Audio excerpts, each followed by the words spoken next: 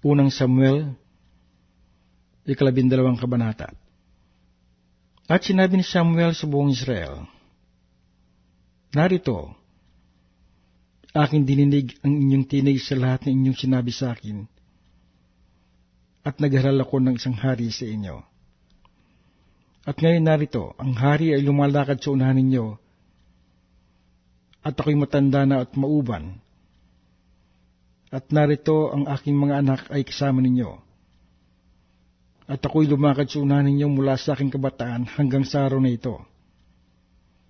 Narito ako. Sumaksi kayo laban sa akin sa harap ng Panginoon at sa harap ng kanyang pinahiran ng langis.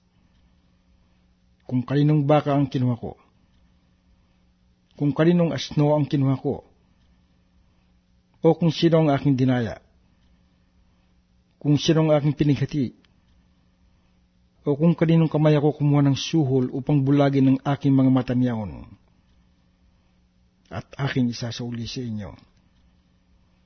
At kanilang sinabi, hindi ka nagdaya sa amin, ni pumigati man sa amin, ni tumanggap man ng anuman sa kamay ng sinuman. At sinabi niya sa kanila, ang Panginoon ay saksi laban sa inyo, at ang kanyang pinahiran ng langis ay saksi sa araw na ito, na hindi kayo nakasumpong ng anuman sa aking kamay. At kanilang sinabi, siya ay saksi. At sinabi ni Samuel sa bayan, ang Panginoon ang siyang naghalal kay Moses at kay Aaron, at siyang nag-ahon sa inyong mga magulang mula sa lupay ng Ehipto. Ngay-ngay tumayo kayo upang aking maisese sa inyo sa harap ng Panginoon ang tungkol sa lahat ng matuwid na gawa ng Panginoon na kanyang ginawa sa inyo at sa inyong mga magulang.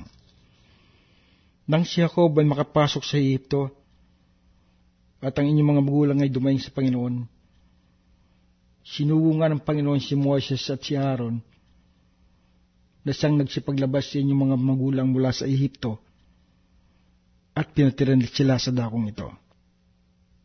Ngunit nilimot nila ang Panginoon lang Diyos at pinagbilin niya sila sa kamay ng Sisara, na kapitan ng hukbo ni Asor at sa kamay ng mga Filisteo, at sa kamay ng hari sa Moab, at sila'y nakipaglaban sa kanila.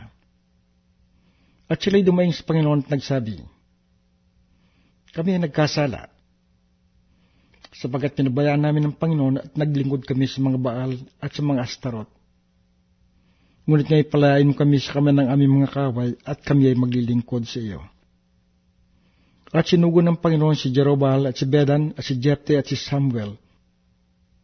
At pinapaging-laya ako sa kamay ng inyong mga kaway sa bawat dako, at kayo tumahang tiwasay. At nang makita niyo na sinaas na hari ng mga anak ni Amon na naparito laban sa inyo, ay inyong sinabi sa akin, hindi, kundi isang hari ang maghahari sa amin. Tangang Panginoon ninyong Diyos ay siya ninyong hari. Ngayon ay masdan ninyong hari na inyong pinili, at siya ninyong hiningi. At narito, nilagyan kayo ng Panginoon na isang hari sa inyo. Kung kayo matatakot sa Panginoon, maglilingkod sa Kanya at makikinig sa Kanyang tinig, at hindi manghihibagsik laban sa utos ng Panginoon, at kayo at gayon din ang hari na naghahari sa inyo ay maging masunurin sa Panginoon ninyong Diyos ay mabuti. Ngunit kung hindi ninyo didinggin ang tinig ng Panginoon, kundi manghihimagsik kayo laban sa utos ng Panginoon, ay magiging laban nga sa inyo ang kamay ng Panginoon gaya sa inyong mga magulang. Ngayon tumahimik kayo at tingnan ninyo itong dakilang bagay na gagawin ng Panginoon sa harap ng inyong mga mata. Hindi pa pag-ani ng trigo sa araw na ito. Ako'y tatawag sa Panginoon na siya magpapasapit ng kulog at ulan. At inyong malalaman at makikita na ang inyong kasamaan ay dakila, na inyong ginawa sa panghingi ng Panginoon sa paghingi ninyo ng isang hari. Sa gayoy tumawag si Samuel sa Panginoon, at ang Panginoon ay nagpasapit ng kulog at ulan ng araw na iyon. At ang buong bayan ay natakot na mainam sa Panginoon at kay Samuel.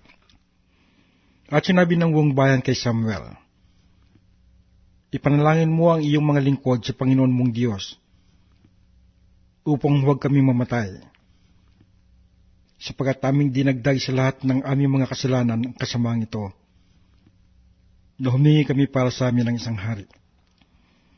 At sinabi ni Samuel sa bayan, huwag kayong matakot.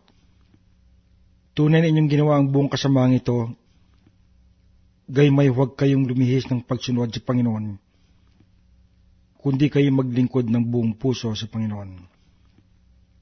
At huwag kayong lumiko, sapagkat kung gayo'y susunod kayo sa mga walang kabuluhang bagay na hindi ninyo mapapakinabangan o makapagpapalayaman sapagkat mga walang kabuluhan. Sapagkat hindi pababayaan ng Panginoon ang kanyang bayan dahil sa kanyang dakilang pangalan, sapagkat kinalulugdan ng Panginoon na gawin kayong bayan niya.